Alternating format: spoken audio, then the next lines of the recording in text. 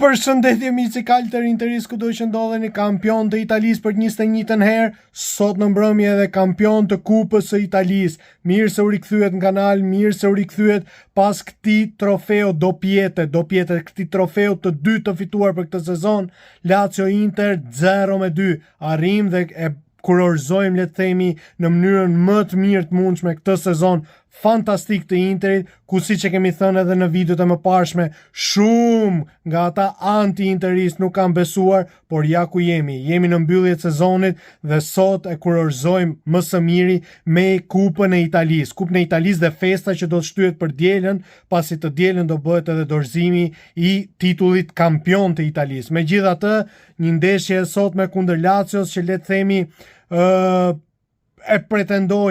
mendoja që mund të ishte disi më e vështirë, por fakti është që ishte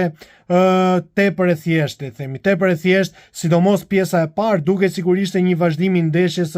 të shtunës, një Lazio që nuk ishte kurkund, një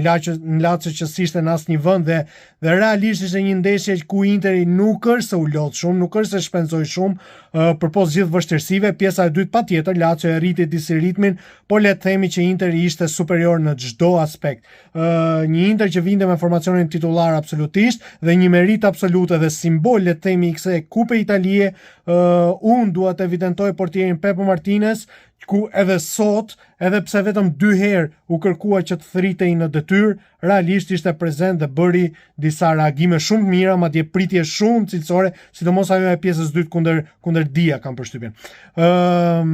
Siç e thash, një Inter që e niste me formacionin titullar me mungesë të vetme të Çalhanoglus, dhe ndeshja nisi faktikisht shumë qetë, pash një Lazio, ajo që më bëri më shumë çudi ishte se edhe me rikthimin e tifozëve të Lazios pretendoja të paktën një Lazio disi më agresive, por ishte një Lazio që duket sikur kishte hequr dorë që në fillim ndeshjes, një Lazio që edhe qasjen nuk kishte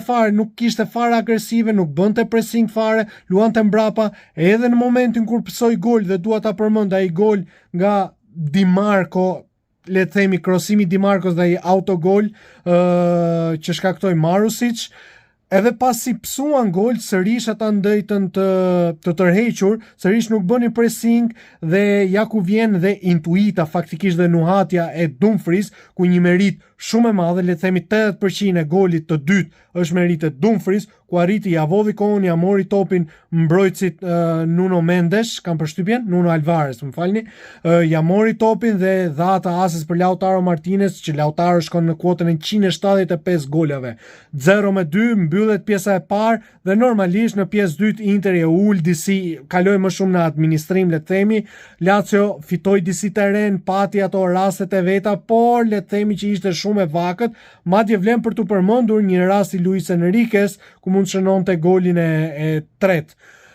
Siç e thash, kështu mbyllet një merit absolute për Luis Enrique, ku e kam lexuar faktikisht në shumë komente dhe në shumë video kam parë, Luis Enrique e mori konfirmimin dhe meriton rinovim kontrate pikërisht për atë goditje që i bëri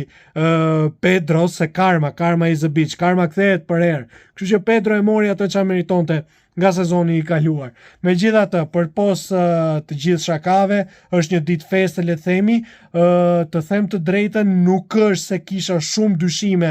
për ndeshjen e sotme, edhe pse siç e thashë pretendoja pak më të vështirë, prisja që mund të ishte pak më e vështirë, por në thelb Interi tregoi të gjithë ecurinë, le të themi, të gjithë ecurinë e kampionatit, tregoi forcën, një dominim absolut në kampionat dhe kjo ishte mënyra më e mirë e mundshme, le të themi, kurorëzimi. Shkojmë në kuotën e 10 kupave të Italisë, një sezon perfekt, merita absolute, duke filluar nga i pari deri ke i fundit. Dua të veçoj Christian Kivun, realisht Kivu aq shumë i kritikuar, shumë njerëz nuk patën besim tek ai, një trajner që le të themi në letër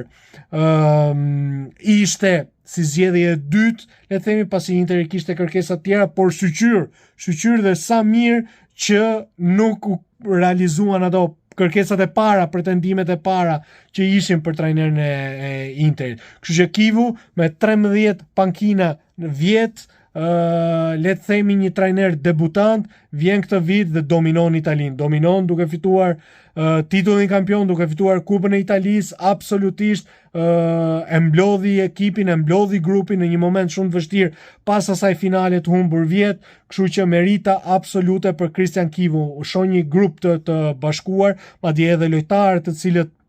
tashmë dihet që do të largohen vitin tjetër, të gjithë kanë dhënë kontributin e vet absolutisht. Kështu që jam më se i lumtur, le ta shijojmë këtë moment, siç e thash, të dielën do bëhet edhe dorëzimi i titullit kampion i Serie A, kështu që le të shijojmë, le të festojmë në të mirë në të keqe, Forca Inter, ju përshëndes gjithëve, ciao.